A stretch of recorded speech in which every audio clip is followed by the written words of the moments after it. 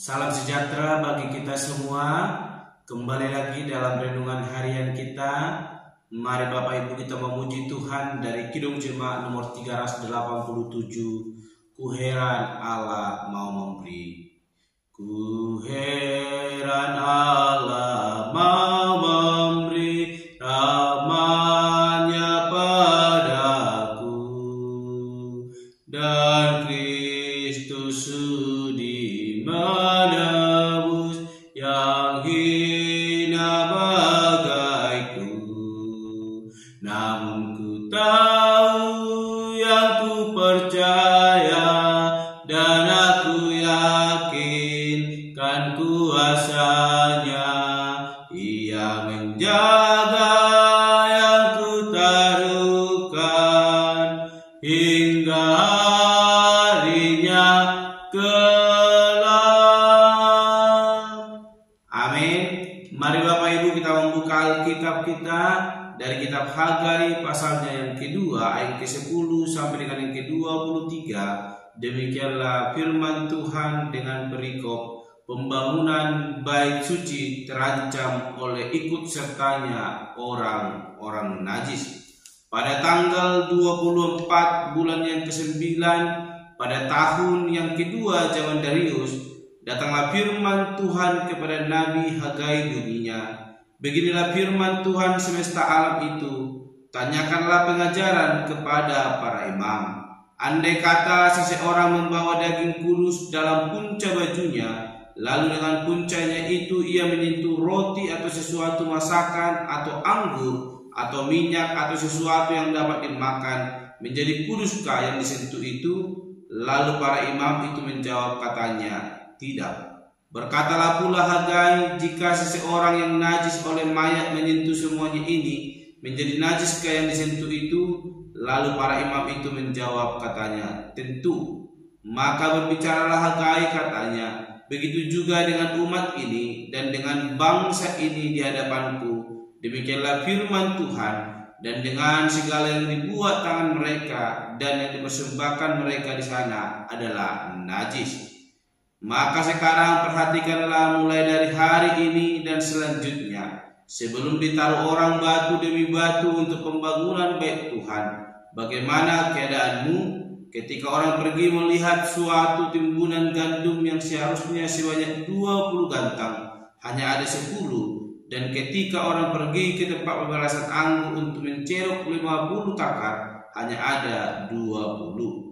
Aku telah memukul kamu dengan hama dan penyakit gandum dan segala yang dibuat tanganmu dengan hujan batu, namun kamu tidak berbalik kepadaku. Demikianlah firman Tuhan.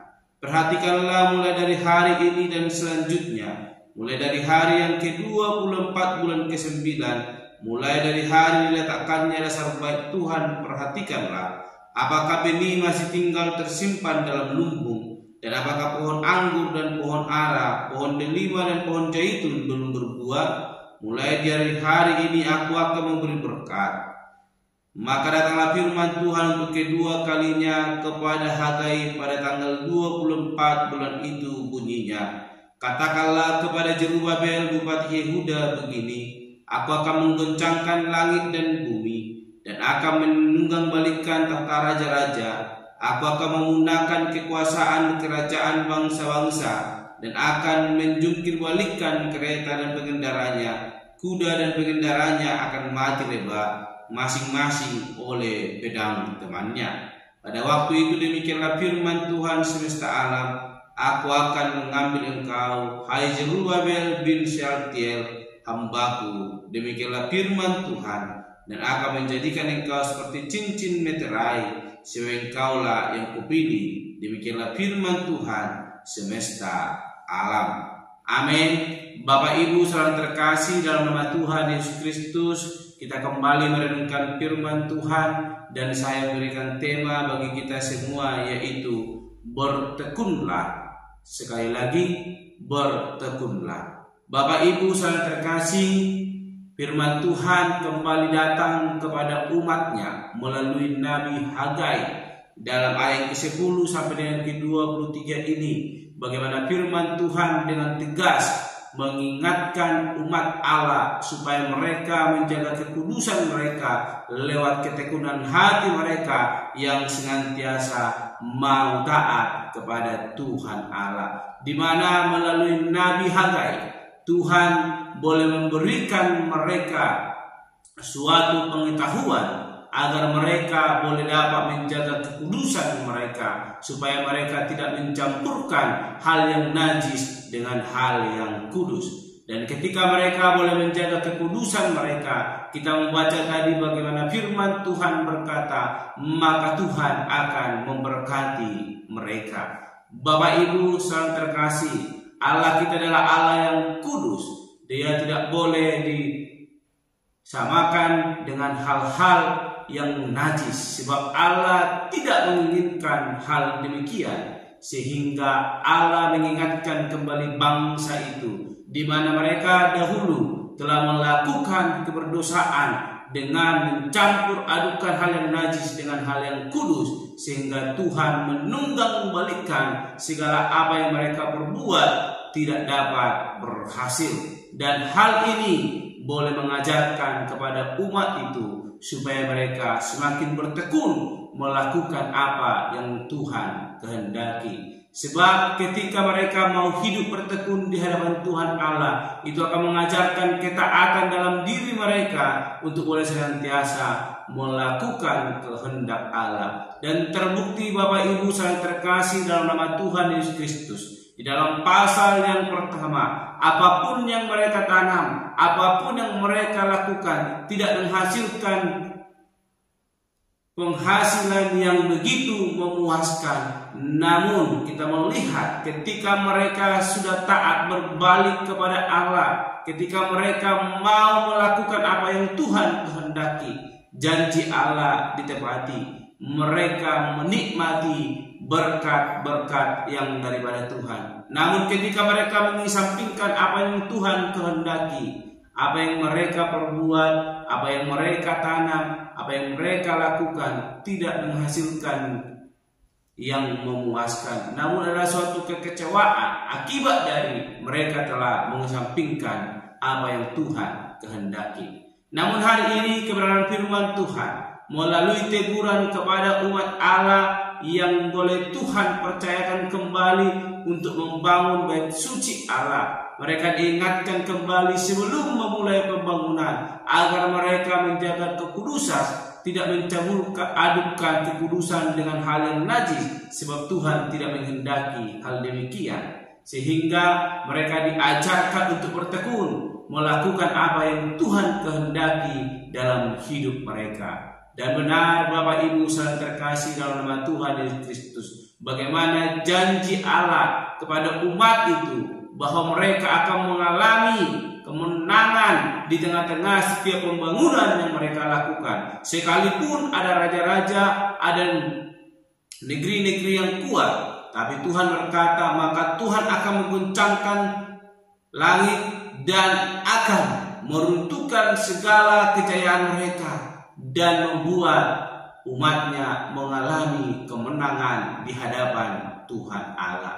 Bapak Ibu saudara terkasih dalam nama Tuhan Yesus Kristus, kebenaran firman Tuhan yang boleh kita renungkan hari ini mengingatkan kita, mengajarkan kita bahwa ketika kita mau bertekun di hadapan Tuhan Allah, maka janjinya adalah setia. Ia tidak akan pernah mengingkari itu.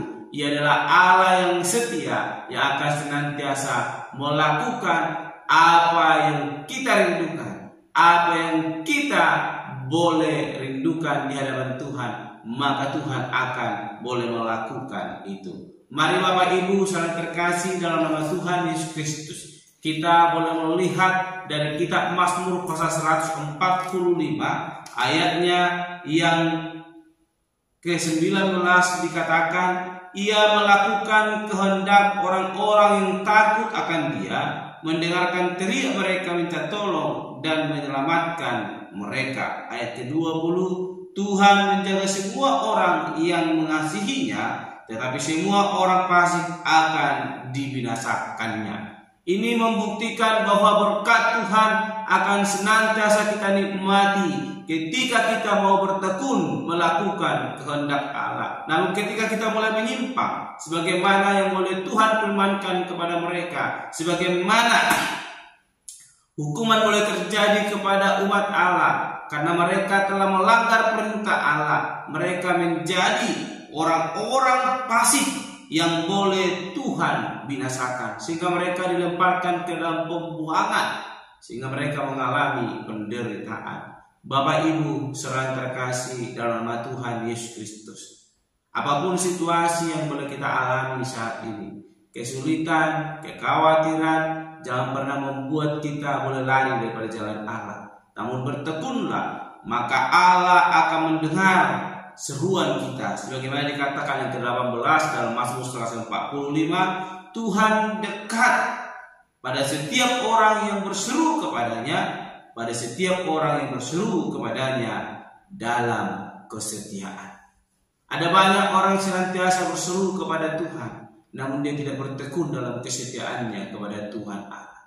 Benar, dalam mulutnya ia boleh berkata, Tuhan tolong aku, namun di dalam hatinya ia mendukakan hati Tuhan. Ia tidak melakukan apa yang Tuhan kehendaki, dan hal itu membuat memang dia menikmati berkat itu, namun tidak sepenuhnya berkat itu melimpah memenuhi kehidupannya. Oleh karena itu, Bapak Ibu yang terkasih, kebenaran firman Tuhan hari ini mengajarkan kita bertekunlah, melakukan apa yang Tuhan kehendaki dalam hidup kita, maka Tuhan akan menepati janjinya. Berkatnya akan melingkupi kehidupan kita, dan kita akan menikmati kasih karunia Tuhan yang boleh melimpah melingkupi hidup kita. Amin. Mari kita berdoa. Bapa Surgawi, kami kembali bersyukur untuk firman Tuhan yang boleh kami renungkan, yang mengajarkan kami agar kami lebih semakin bertekun melakukan kehendak Tuhan, sehingga apa yang boleh kami rindukan boleh Tuhan berkati. Tuhan menjadi juru mudi kami yang senantiasa menuntun langkah kami dan menjadikan kami menjadi orang-orang yang senantiasa menikmati berkat kasih karunia Tuhan. Bapa Surgawi, urapi tolong kami agar kami boleh melakukan apa yang Tuhan kehendaki dalam hidup kami. Terpuji termulia Engkau Bapa, di dalam nama Tuhan Yesus Kristus kami berdoa dan untuk renungan pada hari ini. Haleluya. Amin. Shalom Bapak Ibu, Tuhan Yesus memberkati.